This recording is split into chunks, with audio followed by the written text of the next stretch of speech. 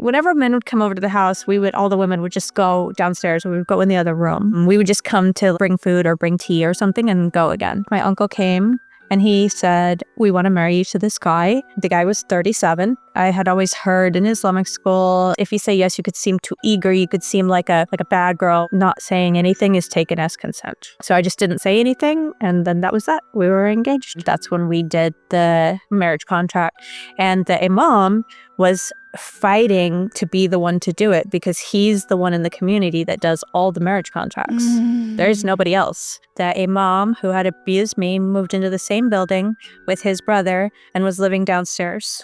So he moved in shortly after we got married. I was not questioning of that at all. The level of how subservient to men we were expected to be. Men worship God and women worship men. Serving men, that's how you serve God. Being a good wife, making this guy happy is the only way I'm going to get into heaven now that I'm married. You know, when he comes home, you should wash his feet, you should wash his hands, never let the children make any noise, bring him everything, be his psychiatrist, be his mother, be his wife, never talk back. And yeah, he's probably going to hit you. And yeah, like he's going to yell at you. But when he does that, don't complain and just take it. And there's like all these examples given of like husbands just murdering their wives. And it's all framed as like the woman's fault. Because then he felt like he was tricked, which in a way I kind of understand because he was tricked. But also, how much do I care about you? You married a child. See, the thing is, like they say you should marry a young girl because then you can raise her. Oh, that's disgusting.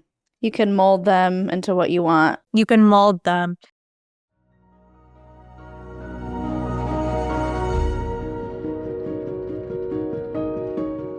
Hey, my name is Shalise Ansola, and this is Cults to Consciousness, where we discuss leaving high-demand religions or organizations and finding healing and independence through awareness and true individual sovereignty. If you're only listening and you would rather go to YouTube, that would be awesome because you can join in on the conversation at Cults to Consciousness. We love it when you leave those words of encouragement for our guests who are bravely coming on and telling their stories. They are real people, and it means so much to them and to us when you leave those kind words. So today's guest, we actually recorded a 2-hour conversation. We are going to be jumping into the second half here with this episode. If you want to watch the first episode now, you can, but you don't necessarily need to. We will fill you in on the details real quick. So in the first episode, we talked about what it was like growing up as a Jehovah's Witness with an abusive mother. She was then put into a homeless group where she was introduced to Islam. After that, she was living with her aunt and uncle in a very strict religious Islamic household. So strict, in fact, they had the religious leader come and live with them, the imam, to teach her specifically how to be a scholar. He began grooming and abusing her, and when the family found out about that, in order to save the family's honor, they decided to marry her off as a 15-year-old.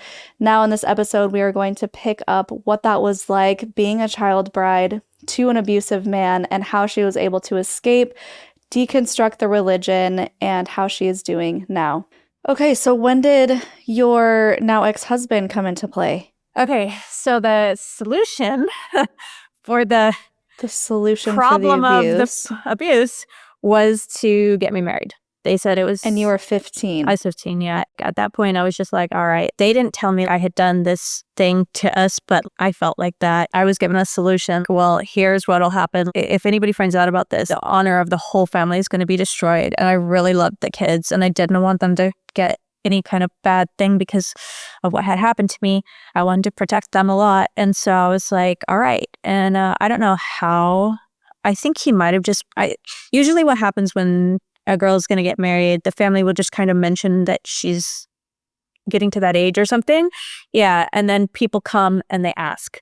And so I think that's probably what happened, is they probably just mentioned it, like, you know, that I was going to be taking proposals soon. So one day I was just at the house and my uncle was like, come serve tea. And that's the one look that the guys allowed. What do you mean the one look? So the first look is allowed, halal, and the second look is haram. If you want to marry a girl, you're allowed one look.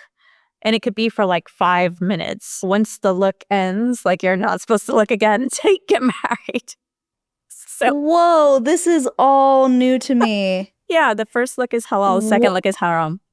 Whoa. So, okay, so you're allowed to meet them for however much time is allotted, and then after that, we don't see you until the wedding. Yeah. I mean, everybody has different ways of doing this. There are different scholars who have different rulings on this. So I would not say that this It's not is applicable universal. to everybody. Right. No, definitely not. But this is how we did it in the Okay. community that I came from and under the scholar that I was following at the time. Did you know this meeting was about to happen, or he was just like, come serve tea? I had no idea. Okay. It's like, come serve tea.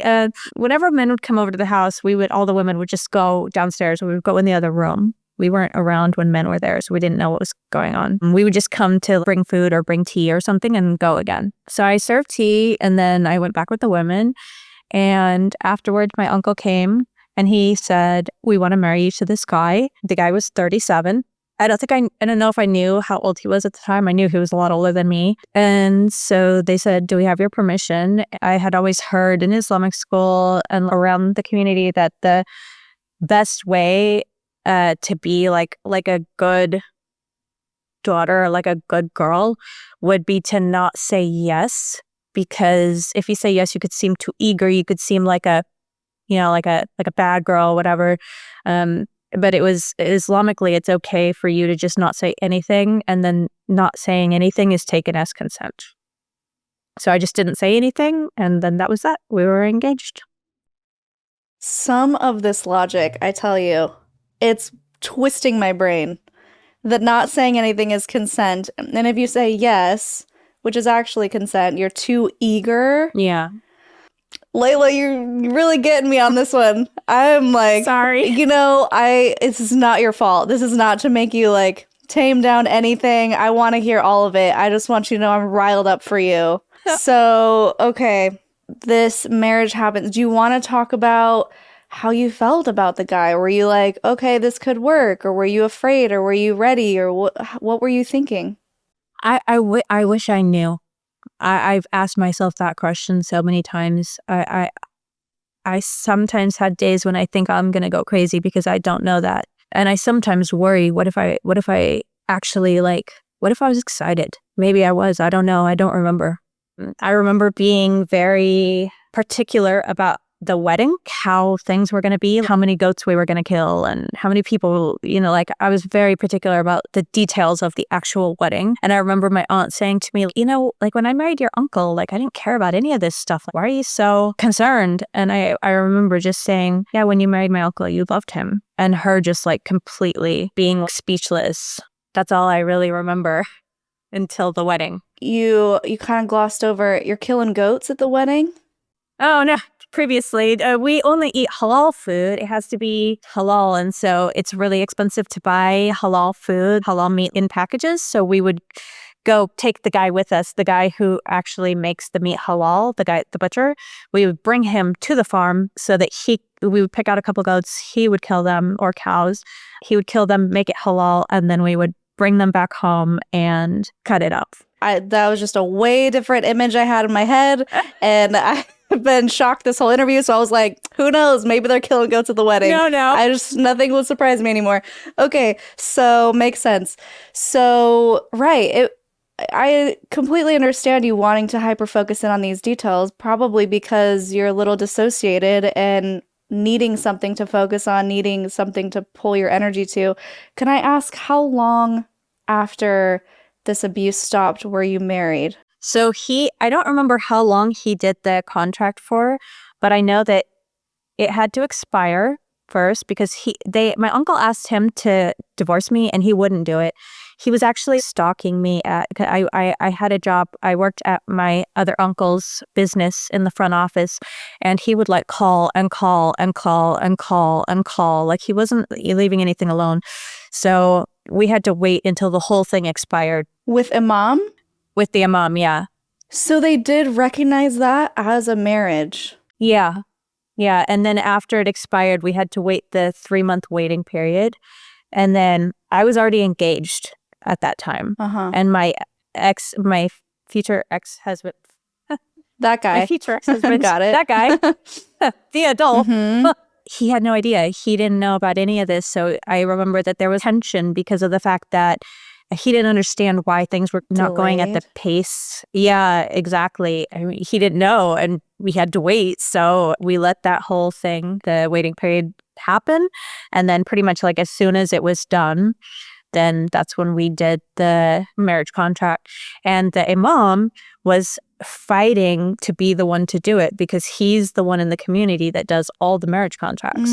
There's nobody else. I didn't want that. My uncle was like, it's okay because you don't need to come anyway. You don't need to be present. Like, I'm your guardian. So like, I'm going to be doing this everything for you. Like, you're not even going to be there. And I was like, no, I was really adamant. I didn't want that at all. And so they actually brought in this other guy to like do it, or at least they said they did, because again, like I wasn't actually there. The woman doesn't have to be there for that. So if you have a male guardian, the male guardian can do that for you. So that happened, and then we were married. Okay. Do you want to talk at all, totally up to you, about the wedding itself or the wedding night or any of that? I do want to say this is not an across the board thing. I think that this is dependent on culture and maybe what part of the world you come from. But we were not supposed to ever be anything other than kind of scared and kind of like shy and submissive. And so we weren't supposed to look happy or excited at the wedding. And so I was told to just hold this small Quran and just be very subdued. And that was really easy for me to do because I had all this stuff that had happened that I knew about and nobody knew about. So I was already very, I wasn't feeling it anyway. I remember my one friend who I ended up having, I didn't have a lot of friends after I got married, but the boss of my ex-husband had a wife. And she was like my only friend other than my family. That I was allowed to see. I remember her coming up to me at the wedding, and I told her she looked really pretty, and she had a gold bracelet on, and she took it off and she put it on me. And I remember that my face turned like bright red because a lot of people give you gold at your wedding, but not like that. They don't just like take it off and like put it on you, and Yeah. I think that's the only good memory I have from my wedding. And it wasn't because it was gold. It was just because she was my friend and she gave me something. And after that, whenever I would wear that bracelet, I would think, oh, like I have a friend. Like, Yeah. so stupid, but It's not stupid. No, because you was probably felt seen and appreciated, by someone who didn't have a motive. Yeah.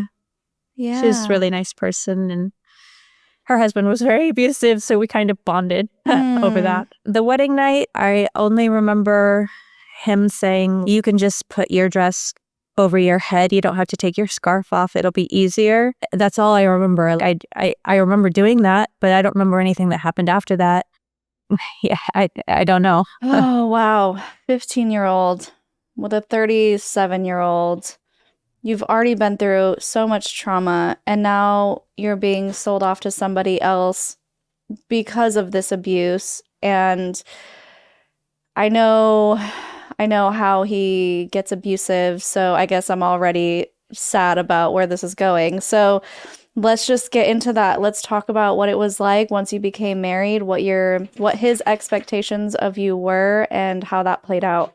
Yeah, so he was surprised for me because, like I said, my family wasn't, forcing me or like pressuring me to do things. They were obviously happy when I did them, but that saying, like the carrot and the stick, like they were very much carrot and he was very much stick. So he would never like be like, oh, like he wouldn't suggest something and then be happy if you did it. He would just be like, he just assumed that I knew exactly what he wanted already, like from day one. And if I didn't or like wasn't expecting something, see, the thing is, like they say a lot is that like you should marry a young girl because then you can raise her. Oh, that's disgusting. You can mold them into what you want. Yeah. You can mold them.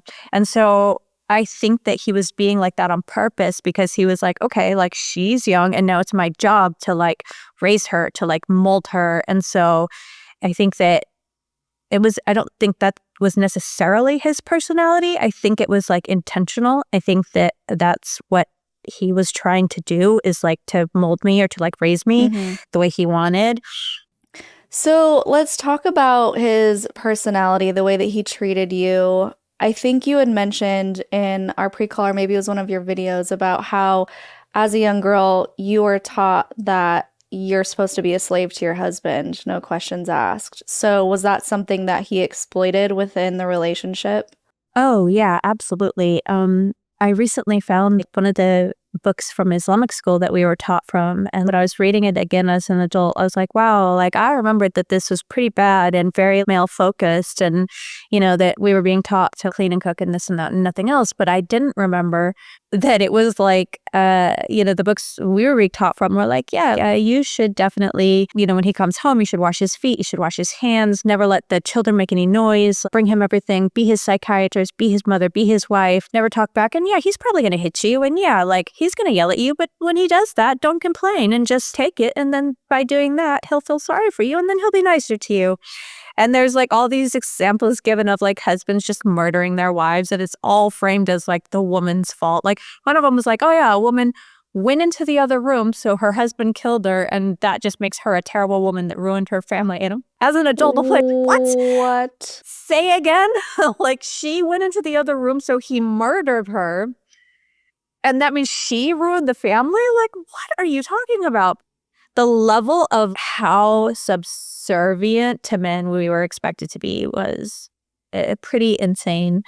And I was not questioning of that at all. The only times that I would kind of stand up to him is when he would ask me to do something that was like to lie or something that I knew was un-Islamic, and I wouldn't do it. But other than that, I just did what he wanted. It didn't occur to me to do anything else because I was taught that there's God and then there's men, and men worship God, and then there's women, and women worship men, and by like serving men, that's how you serve God. So I was like, like being a good wife, making this guy happy is the only way I'm going to get into heaven now that I'm married. And I was very afraid of hell because we were given just these very graphic descriptions of hell.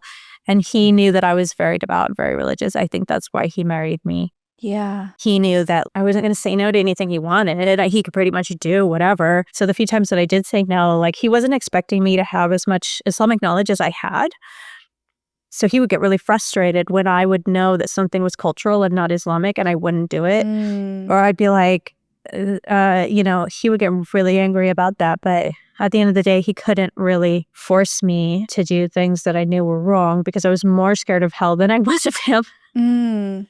But mostly, I just did what he wanted. Do you remember some of the things that you refused not to do?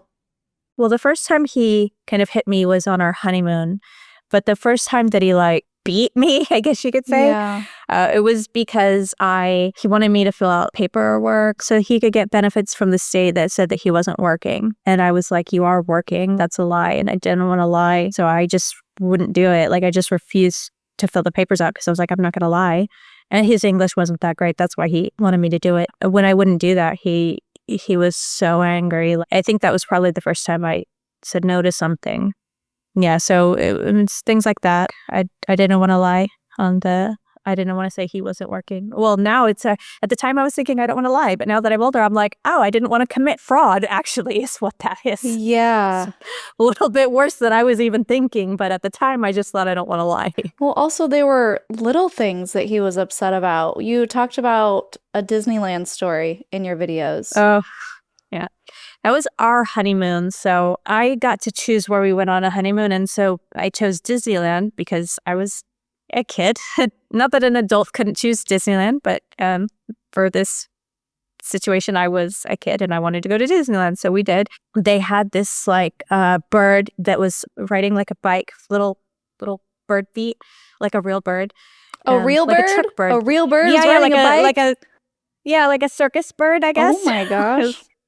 Like a little small bird, like bicycle, not far, but it was like riding a little bike. And I got excited and that's pretty cool. And I laughed. And he just stood up in front of everybody at Disneyland, all strangers, all people, and just grabbed me and pulled me up, pushed me. And he was like, what are you doing? Why are you drawing attention to yourself? Why are you making a spectacle? And I was just like, whoa, what? I was so shocked. My uncle, he would never have done. He would have, first of all, he never touched me. Second of all, I had never had to worry about how loud my voice was. I only was worried about how long my sleeves were, but I wasn't worried about, things like laughing. My ex-husband was very focused on me not like talking too much in public or being loud and laughing. He didn't care if I would laugh like, but like to like actually laugh, like a belly, like a real laugh. Like, yeah, like a real laugh. Like, oh, that's funny. And like, I'm going to like actually laugh. Like, no, like that was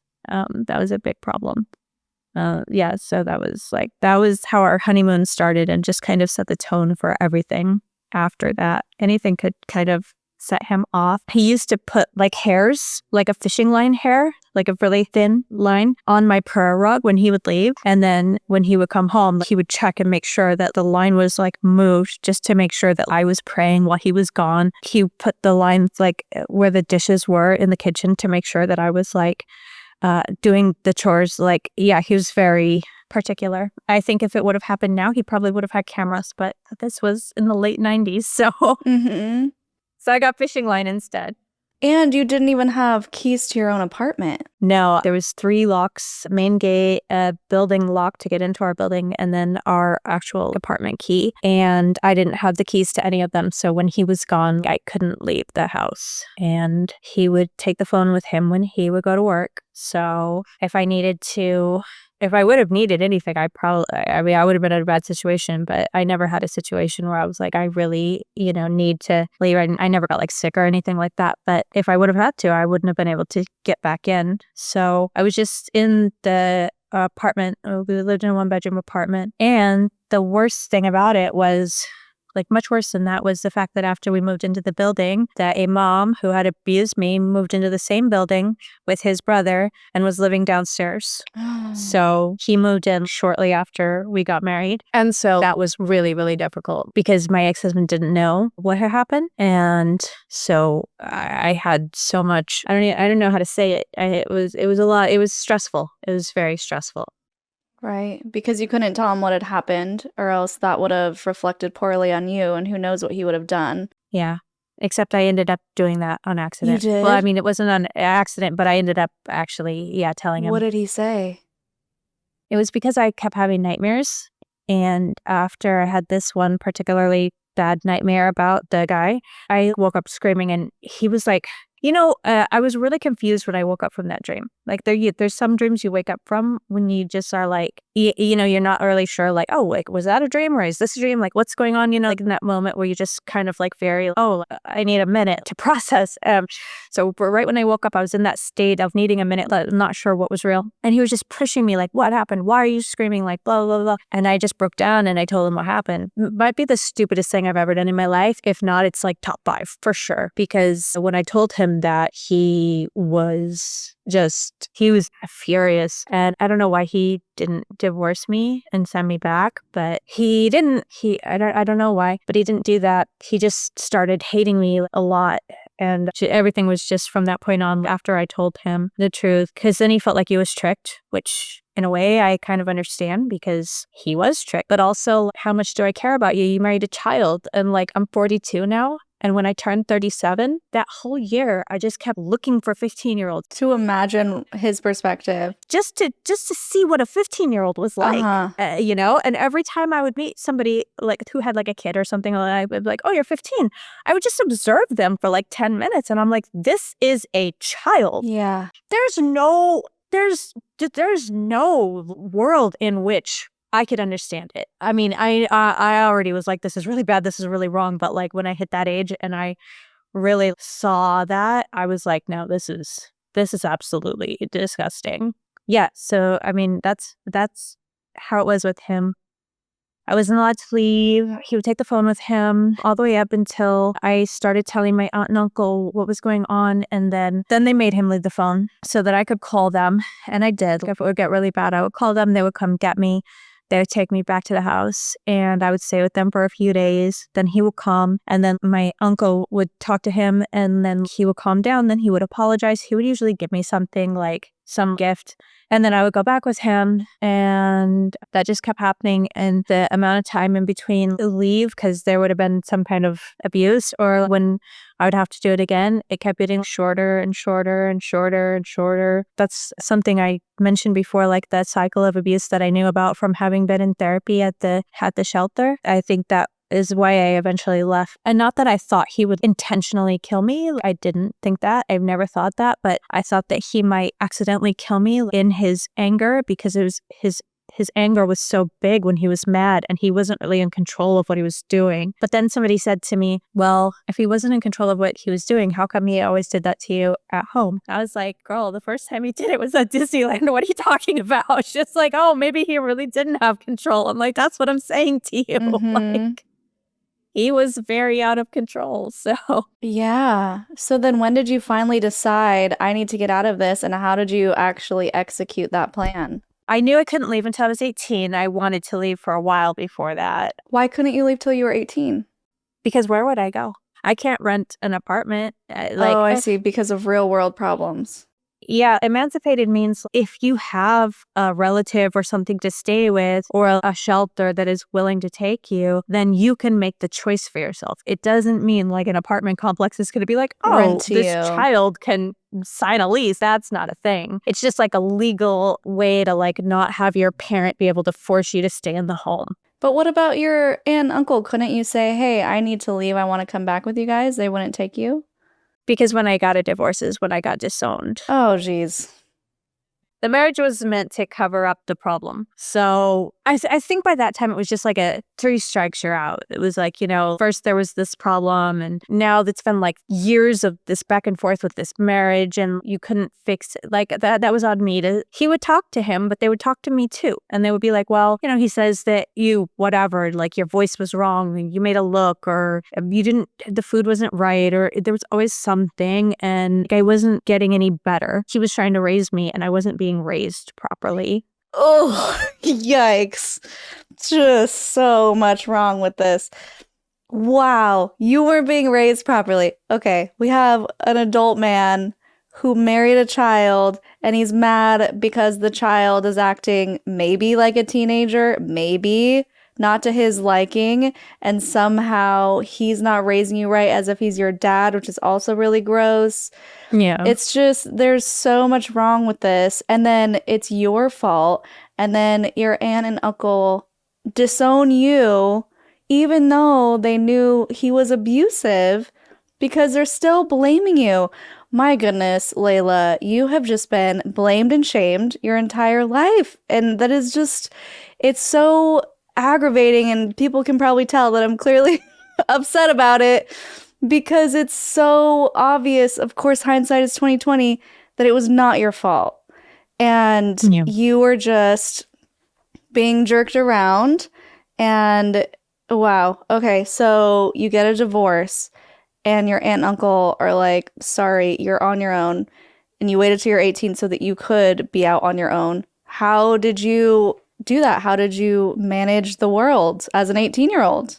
I had all the gold from when I got married and my dowry, and I had the gold, and I took all the gold that I had and all the gold that I had been given on like Eid, and like I was bought more gold on the honeymoon, like, and I had been, so I'd been acquiring gold for a while, ever since I got married. And so that day I just packed a suitcase. I took all the gold to a pawn shop and I sold it. And I used the money that I got from that to rent an apartment. And I moved in I had like no furniture. I had like one pot, like one pan. And then I got stuff after that. I went to the unemployment office and I got a job as a janitor. I started like the next day. It was like a temporary job. It was just like, what's it called? Like a daily work or something like that. Like a gig? Yeah. Like a gig job, yeah. And then they ended up hiring me on. I wanted that job so much because it was like, I didn't have anything in my head like, oh, I don't want to empty trash or something. Like I was just like, oh my God, I need a job really badly. And it actually paid decent. So I really wanted to keep it. So I was doing all this extra work. I had a list of what I had to do. And then I do the list really as quickly as I could, and then I would do extra things, and then I would make a new list of all the extra things that I did to turn it in to be like, you should keep me. Mhm. And they did. So they kept me there, and they hired me permanently. And then when the company, the contract got taken over by a new company, the new owner, the new boss, was like, why don't you come work in the office? Like, you could do sales. And I was like, yeah, if you teach me. And so he taught me how to do sales. Within a few months, I was like the regional sales manager for the whole West Coast. I was Wow. making pretty decent money, but I was also a person with no boundaries at all who was being sexually harassed by my Oh, boss because I really geez. needed this job. And I mean, it wasn't that bad. Like, he wasn't like, it was all verbal stuff, but it wasn't nothing like I went through before. But it was very uncomfortable. And like, he would take us on business meetings to inappropriate places, and yeah, it was just weird, but he taught me a lot, and it was a good job. But I was working a lot, like, my way of dealing with everything, I didn't want to think about anything.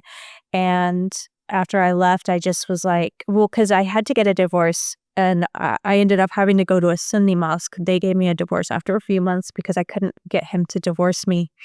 And women can't just have a divorce. Like, I can't just be like, I would like to have a divorce. It's got to be he has to divorce me, which he can just say, I divorce you, I divorce you, I divorce you, done. No problem. It's over.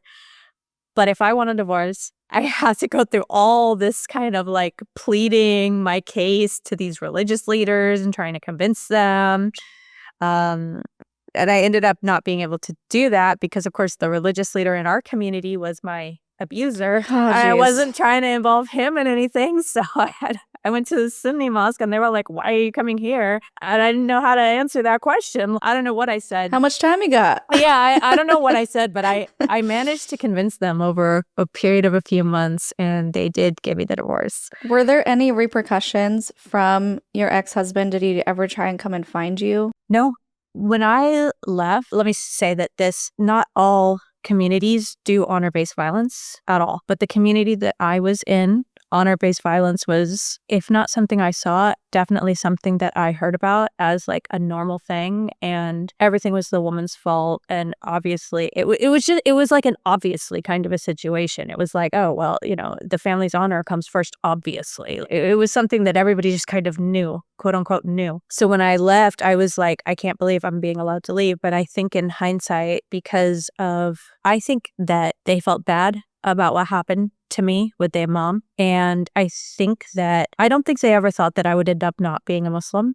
I think that they thought that I would leave, maybe find somebody else to marry or something like that in another community, and maybe I would just be away from that imam. I think that's why. I could be wrong. Maybe I'm wrong. I don't know. But then again, I also didn't tell anybody where I was. I changed my phone number like every few months for like the first maybe like 5 years. Whoa. I moved a lot.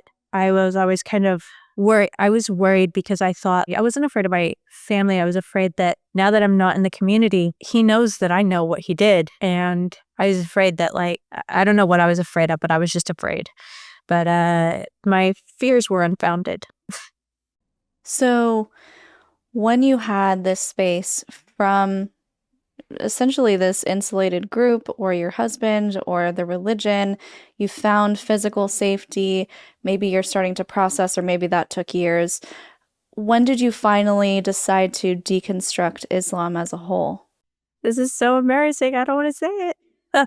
What? About 6 months ago.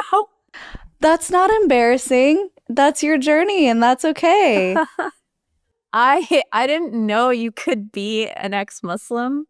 So I was an ex-Muslim for a while before I knew that that was like a thing. Like, for a long time, I just knew, like, I didn't know it was possible to leave Islam. I had never heard of anything like that. I didn't know leaving was, it An sounds so option. stupid. Like, of course you can leave, but like, it's really not ever spoken of or like anything I had ever heard of. And it's just like, once you're Muslim, like, you're Muslim forever. So it was like, once you get a tattoo, like, you always have it. It was kind of like that. I mean, I don't know. It never occurred to me that I could leave. And I actually did still believe for a very long time, many years. I even went back once, but that's like a whole other video. And it didn't last very long, maybe 4 or 5 months. put the hijab on and everything. And then I was like, no. After the last time that I went, well, the only time that I went back, I was like, I'll never do this again. And then shortly thereafter, I ended up doing like some plant medicine, Yeah. the shaman. And from that point on, I never had a desire to go back, or I never felt guilty about it, but I never deconstructed it. I was just like, from that point on, I was like, oh, okay, this is okay. But I didn't even know what deconstruction was. I didn't know that was a thing. Like, and I wouldn't have even known where to start with it. When I finally found out about that, and I always had problems, really big problems. And I realized when I started deconstructing, like, where those ideas came from, it was like an operating system was put in my brain, and it just stayed there. And then after, I was like, I don't want to, there was like an Android operating system in my head, and I was like, I'm going to be an Apple now. But I never took out the operating system. Yeah. So it was like, nothing worked. It just kept like, Mhm. my whole life was just like a mess. Not that I didn't do things, I did. I just tried my best not to think about it, and really avoided Muslims completely. I just was like, I didn't want to have to answer the questions. And I was like, I'm a bad Muslim. That's what I thought of myself. I'm a bad Muslim. Even after I did the plant medicine, I still didn't know you could leave. I was like, oh, now when I did the plant medicine, I became an ex-Muslim. But I didn't know that that was a thing. So I still thought of myself as a bad Muslim because now I don't believe in Islam. But I still didn't know you could Right. just stop being a Muslim. So I didn't know that. And when I first found out about ex-Muslims, I was like, whoa, I'm definitely that. I'm for sure an ex-Muslim. Wow. I don't believe in this. Is that when you found the channel 6 months ago? Yeah.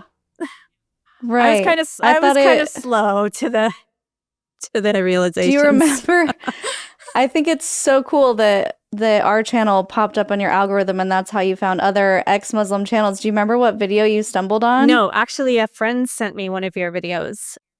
Yeah, Oh. a friend sent me a video. I don't remember the guest's name, but no, hold on. I do know her name. She was your friend. She's blonde. Amanda?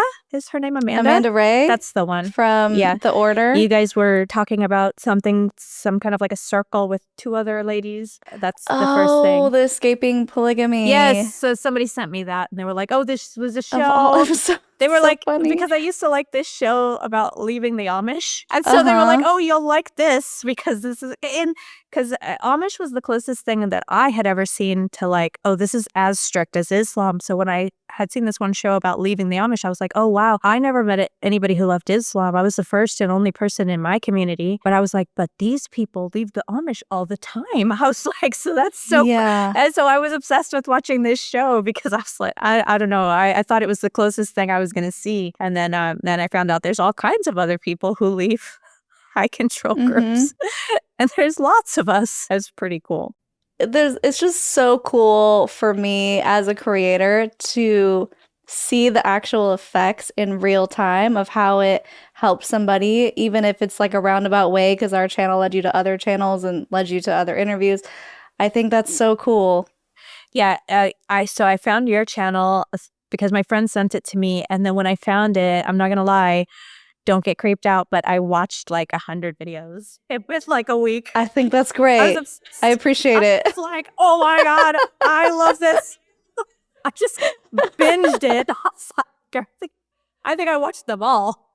And That's I was like, this awesome. is amazing. So then my algorithm was like, oh, you really like this. And it started showing me ex-Muslims and ex-Jehovah's Witnesses. And I was like, oh my God, like this is amazing. And then it just started this whole deconstruction journey, which has been one of the most amazing things that has ever happened to me. I've been taking things out of my head that have been there my whole life that I didn't even realize were like part of it. Like I never Yeah. connected certain things that, I did a lot of things out of spite. Like I was like, okay, I've been told this. I don't believe this. So I'm not going to do what is good for me. I'm just going to do the opposite of that because I don't know why that's the path I took in my head. And then since I've been deconstructing, I've been like, oh, I don't need to do these spite things anymore. I can just figure out who I am, what I like. Like, I don't want and what you need. Yeah, my personality shouldn't have to be a reflection of me just being like, hey, you can't tell me what to do anymore. Like, maybe I could just like figure out who I am. That would be nice. Yeah, man, I'm like tearing up over here. I think that's so cool, but that's something that happens all the time. I definitely went through that phase. And even years after leaving Mormonism, one year I was like, I'm gonna get a tattoo. It's like this big. I'm like, I'm gonna pierce my ears again because that's not allowed. Just like stupid stuff because I wanted to be the rebel. I want to like stick it to the man as if they care what I do anymore, whatever. But I get that mentality of not necessarily doing what's best for you, even though my 3-ear piercings are great, but doing what you're doing in spite of, or yeah, to spite the religion, just to do the opposite. And so I think it's great that you mentioned that, because I think everyone goes through that of just wanting to rebel for the sake of rebelling, even though your rebellion no longer has consequences because you've left the thing already. But finding that happy middle ground of, no, I'm doing this because I actually want to and I couldn't before. I'm doing this because it's best for me, even though it's something that maybe I did do still in the group, right? Like, you don't have to throw everything out. And I think sometimes people do that and they overcorrect to the other side. And it's hard to do something that you did back in the religion because it's good for you, because you don't want to do anything that you had to do in the religion, right? So I don't know. It's kind of like a roundabout way of saying, finding what works for you is so important after you've given yourself this space to learn and try and grow and dip your toes in. If it doesn't feel right, it's okay to pull back. You don't have to stay the rebel forever. All of that stuff. Absolutely. Yeah, absolutely. I think what you just said is like, I don't want to do it because the religion made me do it. I don't want to do anything else. I was like, yeah, been there. And like, it might be good for you, but I'm just like, nope. No, I'm not gonna do it. I won't. Like I'll give you a perfect example. So the video that how we got in touch that I was talking about when I made that comment, my first initial reaction to people trying to like shame me for wearing a normal outfit was like, okay, well, I guess I'm doing my next video in a bikini. And like, that was just like, there was no thought. And I would have done it too, like, had I never been on the deconstruction journey. But because I've been on this journey, I'm like, I feel uncomfortable in a bikini. Not that there's anything wrong with a bikini. That's totally normal, totally fine. But I just personally don't actually want to do that. So maybe I just won't. Like, I don't have to rebel against this. I can just not be a part of it. And that can be my rebellion. And I don't have to like make myself uncomfortable just to prove that you can't tell me what to do, or like you don't control me. Also, to prove to these random people who don't matter. Yes, don't matter. Right. That's another thing, is learning to, and this is so hard. I still struggle with this because growing up Mormon, it was you have to be accepted. Your bishop has to accept you. Your bishop has to pass this worthiness test for you. Like all these things, you have to gain this acceptance or worthiness from somebody else. And then when you leave, it's so hard not to want to find acceptance and worthiness from other people or this outside validation. And so when someone says something negative, my immediate response in my head is like, oh, I have to prove them wrong, right? And then I have to go, it doesn't matter what they think. It's none of my business what they think. It shouldn't affect how I feel, because who cares who this person is? They don't know me. It doesn't matter. None of it really matters. So I think that's such a normal response after leaving a high control group, is wanting to appease everybody and rebel against what everyone is saying. And like, again, it's just that normal, I'll show you, Yeah. Okay, so how are you doing now? You're deconstructing. We talked about that. Tell us about what brings you happiness and joy and peace. Oh, wow. Yeah, so I got into, I mentioned that I had stayed away from Muslims for a very long time. In 2015, I actually went overseas and I started doing work in refugee camps. There were a lot of Muslim people there. That was the first time that I had been around Muslims since leaving, and just having religion be such a non-issue because of the situation that was going on was the focus of everything. And it was just like, okay, food, okay, medicine, okay, water, okay, shelter. Nobody cared about anything else. And so it was like a really positive experience for me of just being like, oh wow, like I can have these connections and have all these nice things about the culture that I really miss without having like, and I'm wearing tank tops and I have tattoos and nobody cares. And, they know my name. They are probably assuming I'm like a bad Muslim, but they don't care. And it was really good for me. And also just realizing that, hey, this community that I came from was really fundamentalist and not everybody's like that. So that was really good. And just, I think probably work. I don't want to say what I do here because I'm trying to maintain a bit of privacy, but I will say that I really have a career that I really love. I think volunteering is really giving back. I really like being able to do that. Anything that just kind of, I spend a lot of time in nature. I like hiking and just kind of being away from people. I read a lot still, but things are good. Way better than I used to be. And I feel like as time goes on, I progressively get better and better, although I don't think it'll ever be as if it didn't happen, but I really wouldn't choose that even if I could, because I don't want to say everything happens for a reason because it's so cliche, except that I kind of do believe that. I think that I want to be able to use what happened to me to help other girls and women when they are leaving. They don't have to be like alone, like how I left and thought I was like the only one in the world. I didn't know there were others. Starting to talk about it feels like the completion of the circle that was slowly going like this. And then I feel like now talking about it has completed the circle. I don't know if that makes sense. It makes sense. And I totally understand what you're talking about. My version of everything happens for a reason is I'm doing everything I do in spite of what happened to me. I know we just talked about we shouldn't spite, but this is a good one. Because some people feel okay saying they're grateful for their trauma. I don't feel that way. It doesn't resonate with me.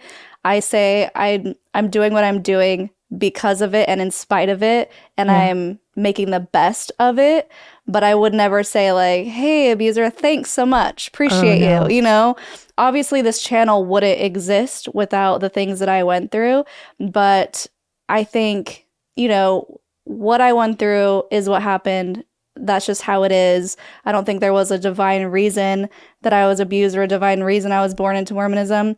But I do feel like because of what I went through, here I am, and I'm going to make the best of it and hopefully help other people.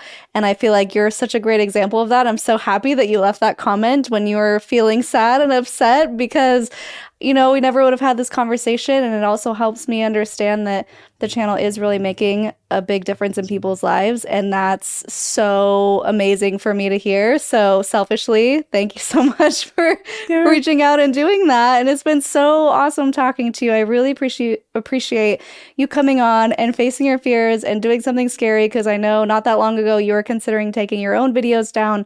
So this is a big deal for everyone watching. Make sure you leave those words of encouragement for her down below. It's a big deal for her to come on. So Linda, listen moment. Do you have anything sassy you want to say? Linda, or inspirational? Linda, listen. Anybody that tries to convince you that there's a God-given reason for an adult to be with a child is not in connection with God. There you go. There should be 0 reasons that an adult tries to marry a child or do anything with a child. Oh, that's a whole tangent I want to go off on, but we don't have time. Okay, so this has been fantastic. Thank you again, Layla. You're amazing. You're so inspirational. I'm so happy that you came on and shared today. Do you have any other final thoughts before we go? I just want to thank you so much for having me on, but way beyond that, for doing what you do, for having the channel. You have created such a safe space and such a very, very needed tool for people. And you're going to have my gratitude forever. So just to take a moment to say that to you, how much I appreciate you. Layla, don't make me cry on my podcast. No, thank you. I really do appreciate that. It's hard for me to take in all of those beautiful words. Also, probably a cult mentality thing is like, stay humble, right? Yeah. But I accept your words. Thank you. I appreciate that. Okay. So for everyone listening, drop those comments down below. Do the algorithm thing, boost it up, leave an emoji. Doesn't matter. Well, it does matter. Say nice things. And do what you do. We have an amazing community. So supportive. It's incredible. I don't know how I got so lucky to have such an amazing community. Jonathan and I, not just me. And we're going to Mexico. You should come. That'd be amazing. Sorry, I didn't just invite you publicly because if you do come, then your identity is no longer hidden. Yeah. But secretly, you should come. So we're going to Mexico, the Oaxacan coast. It's going to be a beachy trip, incredible waterfalls and coffee farm tours and surfing and snorkeling and all the fun things. And you can find the link to that in the description. There are limited days to book this, guys. We have a sister channel, Cults to Consciousness Clips, that you can check out where we upload 8 to 10 minute clips of our previous videos. So if you want to check out some of those, that's in the description. Patreon, patreon.com/cults to consciousness. If you want to support further, we are releasing channel memberships soon. And we do have some merch. I'm sorry for what I said when I was in a cult. Apostates Unite. You can find that at our website, cultstoconsciousness.com, under the merch tab. If you like this video, I will link 2 more down here below that you can check out. We have a plethora of incredible videos from other ex-Muslims. Would love for you to check those out as well. And until next time, follow your highest excitement, be conscious, and be well.